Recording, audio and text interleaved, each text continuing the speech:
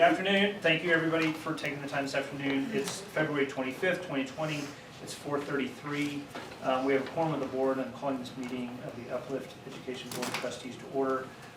Thank you again for everybody being here. We have two agenda items, but before that, Yasmin has a special announcement. Yeah, so I think this is so awesome what Lael is doing. I am. So Lael's birthday is in February, and so she has created these birthday cards where she is asking for folks to donate a book or a set of books to Uplift Schools in lieu of a birthday present. She's literally been handing this out to everyone, and she wasn't going to hand them out to y'all, but I said I will, and so you can feel free to take one. And I just think that's such a generous way of contributing to our literacy effort at the network. And apparently, you just scan the QRC code, and it takes you to a website there. So see, now we've already ran out, so we need more from your bag. There we go. I just happen to have more. As it turns out, I just carry them around. Lael said the people in her gym have been really generous. So if you're on a treadmill, you get one. Good morning. So anyway, awesome. I just thought it was so awesome. Thank you for super your fun. sharing your birthday celebration with our primary school kids at Uplift. So Thank you. anyway, Happy birthday. Thank you. So fun. he did The really same way. well. Okay, terrific. So we have two agenda items. First, we're going to be addressing full-day pre-K for 4-year-olds. Kenna McWhorter is our pre-K through first grade director of curriculum and instruction. Is going to walk us through this discussion, and then we will be voting on it at the end of that. And then we will go into closed session, discuss a real estate matter. We will go back into open session to take a vote on it, and that's sort of our agenda. So with that, over to you, Kenna. Perfect. Hi all, haven't met you yet, I'm Kenna McWhorter. Like you said, I'm the director of pre-K through first grade for curriculum and instruction. I thought we could start by just what the state of pre-K is for this year. This is a chart that I'll walk you all through. So if you start on the left, that's the sites that we currently have pre-K. The yellow is where we're piloting our in-house. So Ascend, Mighty, and Wisdom. The one thing to note about Wisdom is we're piloting our own pre-K in-house. That's a full day program. But then we also have our partner Mia Saluta as well. So we have two providers where next year we'll only have our in-house. Then if you look down the next column of our partner or our delivery model, it will say who our partner is, and then if it's in-house. If it's in-house, it is automatically full day. So when we piloted this year, we went ahead and started with full day. Then over there on the next column, you'll see if it's on-site or off-site. Again, if it's our own program, it is all on-site. With the one thing that's different is Mighty is at Ascend, but next year Mighty will be back at Mighty due to space. Then you'll see half days versus full days versus Head Start. If it is Head Start, that means it's a full day. So what we're really zooming in on here is the half days that we currently have. With House Bill 3, we have, we're supposed to have full day this year, but we can apply for a waiver up for 3 years. And I've been working with Yasmin and everyone else in the room of what that expansion plan could look like to make sure we're in compliance of having full day within 3 years. You'll see right now, after we go from the classrooms to the total, so how many classrooms is at that space, and then how many sections. So if you look at like Gratis, there's 2 classrooms, but there's 4 sections, so we're able to serve 88 scholars because we have 2 half days. Where if you look at Infinity with a half day and a Head Start, we're able to serve 64 kids. So that just gives you an idea of what the model is, how many classrooms we have if it's half day versus full day, and then what does that equal for how many scholars we're able to serve. Let's just pause for a minute. Are there any questions about our current model this school year for how we approach pre-K?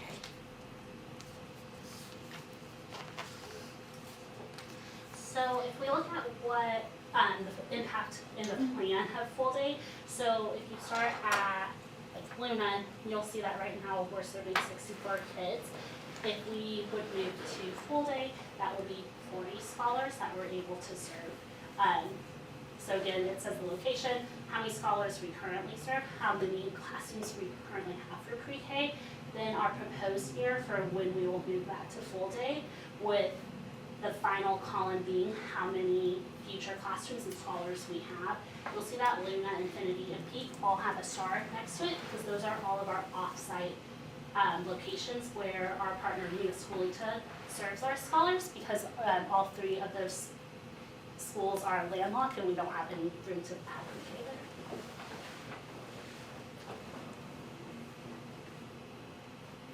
Any questions about this slide? So this is basically our 3-year rollout plan that we have to submit to TEA to say we couldn't take all of these schools to full day next year because you will see as we move to full day, there's a reduction in number of students served. That's the provision in the bill that allows you to apply for a waiver and gives you 3 years to roll this out. So just in terms of, because one of the things we're doing is as we convert to full day, we are taking on servicing the students ourselves and moving away from the partners. And so one, we want to be respectful to our partners and give them time for their own planning of their organizations, which they've all deeply appreciated. And second, we want to build up our capacity and Kenna's team to be able to support all of these in-house run Uplift pre-Ks.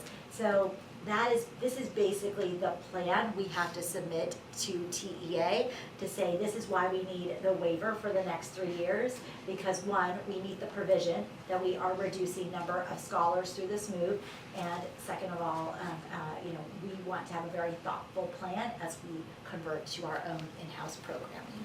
So just to be clear, so we'll rotate, just take Lynn as an example, from 32 per classroom to 20 per classroom, and we're just waiting for people to roll off, is that?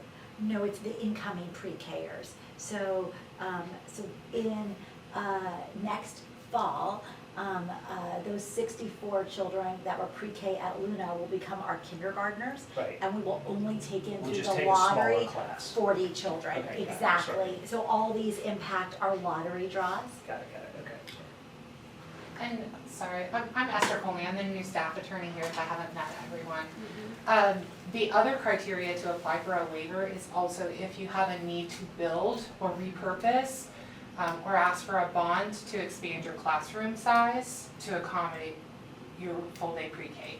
So in that last column that you'll see, not only do you see the number of future scholars that we plan to serve, but the first part of that column is the number of classroom spaces that we're planning to have.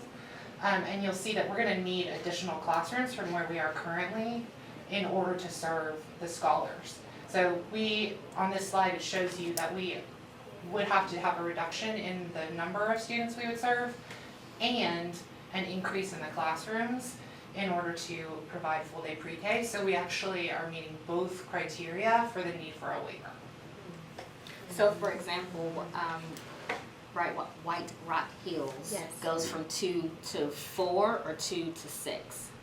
It would go from 2 to 4, so Okay. we need an Yes. additional 2 classrooms. Okay, so not keeping that and adding 4. Yes.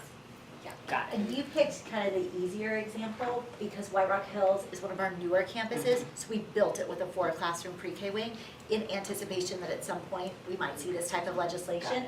But let's say Gratis, for example, where we're going from 2 to 3. We only built Gratis with 2 pre-K classrooms because it's a much older school. So then we have to adjust down the section counts of some of our kindergarten through 5th grade classrooms to create that extra classroom. And so we might have only 3 sections of 5th grade versus 4 sections to free up a space. Really, what ends up happening is we do fewer sections in kindergarten through 2nd grade and bump up a section when we go to 3rd. Okay, and so how is that going to affect our budget? So that, all of that has been factored in to the projections that the gym has had, because today we get half-day funding, so we have to run a morning and an afternoon section. Right. Because of House Bill 3, we get an early childhood allotment, which we are required to use to cover full-day pre-K. So we're drawing on the additional House Bill 3 funds to give us that full-day coverage. But we're offsetting in the Yes, higher with- grades, with so the how are higher we gonna grades, do? yes. It's built into our models. You are correct that we have slightly fewer kids in a pre-K classroom than in a full classroom. So yes, that's in there, but we work through it in terms of making sure we have enough kids going into the middle school. So Okay. in our upper grades, we actually increase the class size a little bit to make sure that we're setting more into it. So it basically balances So itself the out. campus, it'll be balanced, Yes, maybe yes, just not. yes.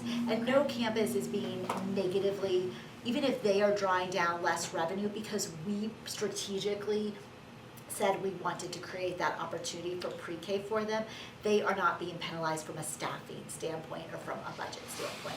Because our campuses aren't, one-to-one in terms of, like, we have just some things we cover for all campuses at Right, a network level. right. That's my question. So are they always limited to 20 kids per classroom, or Pre-K. and there's no waiver for that or anything? The most you can do is 22, Two. Okay, Yeah.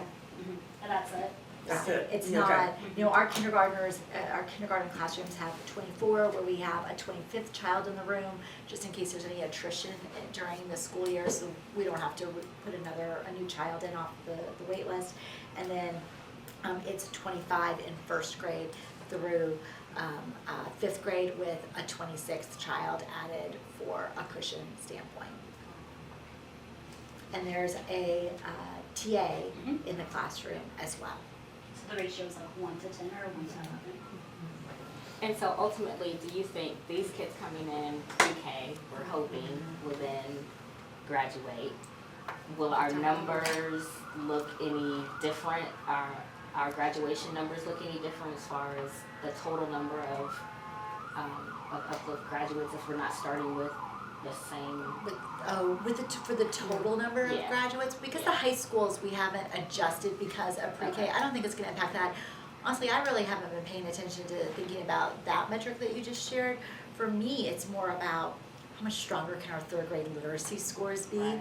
if we are running our own in-house pre-K. So one, I'm excited for children to have more learning time, full day, but actually what I'm even more excited about is the opportunity for us to service them, because some things like Eureka Math actually has a pre-K module. We're not asking the Escolita to try to implement Eureka Math with our pre-K students, but if they got an opportunity to see it as they're developing that formative knowledge of numbers before kindergarten, that's great. Our phonics programs that we are even taking to the next level for next year, if we get an opportunity to do that ourselves in pre-K, it just, I think, will make us even stronger in kindergarten. So I'm excited about what does this do over the next couple of years in preparing our early grade level learners to be even stronger. I don't know if you two have anything With to moving add. it in-house, we also, we have full ability to make sure our K through 5 matches our pre-K, so like Yasmin was saying with Eureka, but also with IB, and if we think of like concept development and inquiry-based learning, those are the things that really set up kids for success, and the fact that we're able to craft our curriculum to make sure it's exactly with our K through 5, which is already strong, we're able just to get our scholars a little earlier, and then we can also make any pivots that we see when new research or new curriculum comes out, we're able to make that, and we're not having to ask our partners to make these shifts, and we're able to do that. And we're also able to coach our own teachers.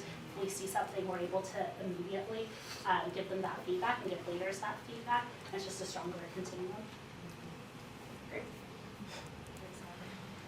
So can we see any learning challenges in kids this young? So that we can Yes. help predict? Yes, How much? and in fact, our special education department is cheering to have us run our own in-house. Because right now, to Kenneth's point, and I wanna be super clear, like, our partners are deeply respected in the community, they are great institutions. But they have just some different ways about identifying special ed children and even around selectivity that we don't have as a public school system. And so we basically have to train their staff on identifying our special ed kiddos, and then we provide the special ed support. Okay. Even if they're partner sites, we provide it Got it. into those classrooms. And I think we will catch things faster because our staff is just more trained to Right. look for it in a way. So our special ed staff has actually been begging me for the past couple of years of how quickly can you convert to in-house for this exact reason. We can start serving children earlier. really Do we good expect question. to see any migration of their professional staff to us, or are we gonna see a complete separation of the contract? We are not gonna proactively poach, but if Yeah. there are people interested in joining us, then And that, when we met with, Mia Spolita's CEO, she was like, well, if there's like not a position and the person's qualified, like if they're a qualified teacher, can they still interview? And we're like, absolutely, we know you guys hire really well, but we don't want to, like Yasmin said, actively poach, but if, people want to come to Uplift, we're happy to have you. yeah. Well, any other questions about this slide? Okay, so we've already talked about questions. We'll go in, the two packets in front of you. You have one for Mia Spolita, which is our PreK provider for Dallas County. And then you have Child Care Associates, which is our provider for Tarrant County. What you'll So see. can, Yep. let me, if I can just Yep, absolutely. interject just real quick, so kind of give you the why as to, why we're looking at these proposals. So HB three, as Ken and Esther identified a few minutes ago, require us to look at for full day pre-K, if we'll need any new space, and the number of scholars being served, taking all that into account, while the check boxes may be there for both of those, meaning like we meet both of those buckets, the law still requires the board to solicit and consider proposals from pre-K providers. So that is why we have in front of you proposals from our current pre-K providers. So it's more of a kind of a procedural check the box, and it's great information for y'all to have, so you can have an idea as to what our current providers are, what those line items look for us as far as what they're serving and costs and things of that nature. These are already pre-existing contracts and relationships, and I don't even know what year it was that we partnered with both of these organizations going back, but the board saw these originally when we entered into partnership agreements many years ago, and then these are just the, every year we make annual tweaks to the contract.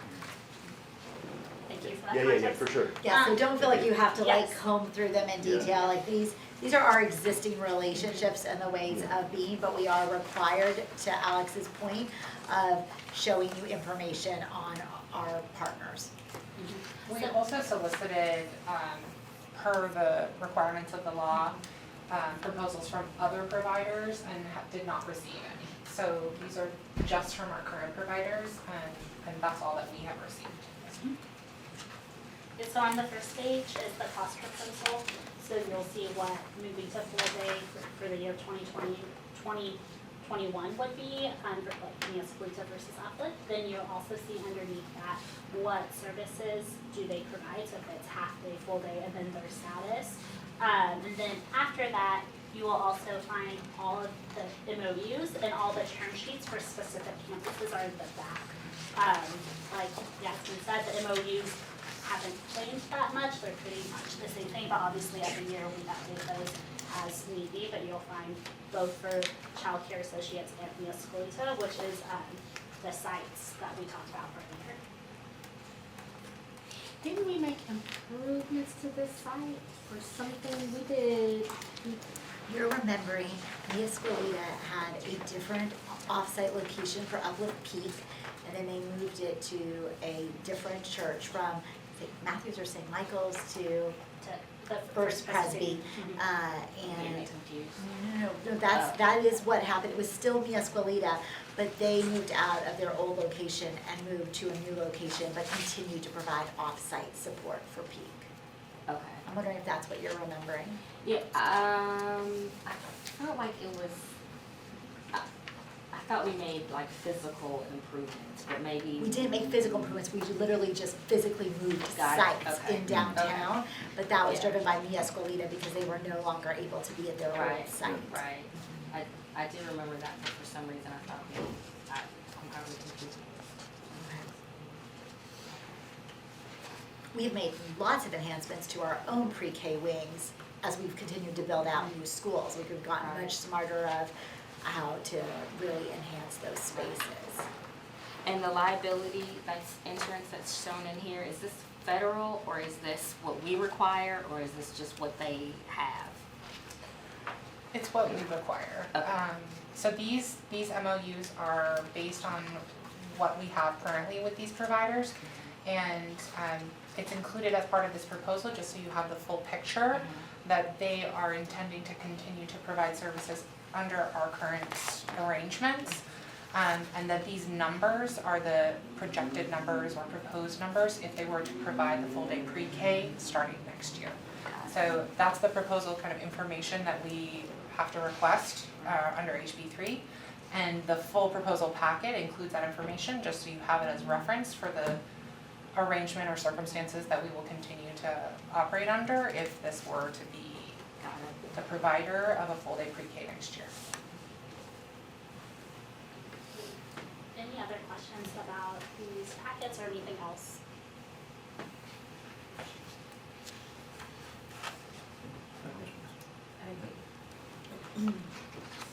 Okay.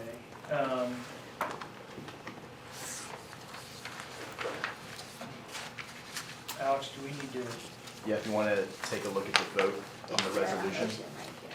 do we need, I mean, there's obviously no other providers that are soliciting. No, Yeah, there's no, no there's other no other providers, providers present, no one else, so, no other yeah. providers are present. Yeah. Okay, got it. So we can. Yep, okay, got it. So with that, I think I can move to approve the resolution seeking TEA waiver from full day pre-K. Do I have a second? Second. So all in favor? Aye. Opposed? Terrific, okay, so we'll move now into closed section.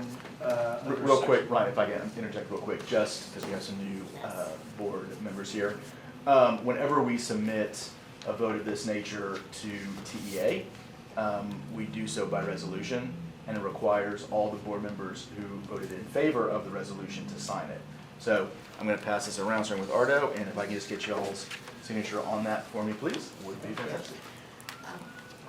Erin, as soon as we go into closed session, I won't be very long at all, so I'll just like hang out right around here, because we'll have to go back into open session for their vote. Okay, so we'll move into closed session under section 551.072 of the Texas Government Code. It is 4:55. Okay, great. So it's 5:02. The board is back in open session. No decision or action was made in closed session. Is there a motion to approve the LOI for the new CMO space in Dallas? So moved. Second? Second? All in favor? Aye. Opposed? Terrific. Okay, if there's no further business before the board, meeting is adjourned at 5:02. Thank you. Thanks, guys. Thank you. Awesome.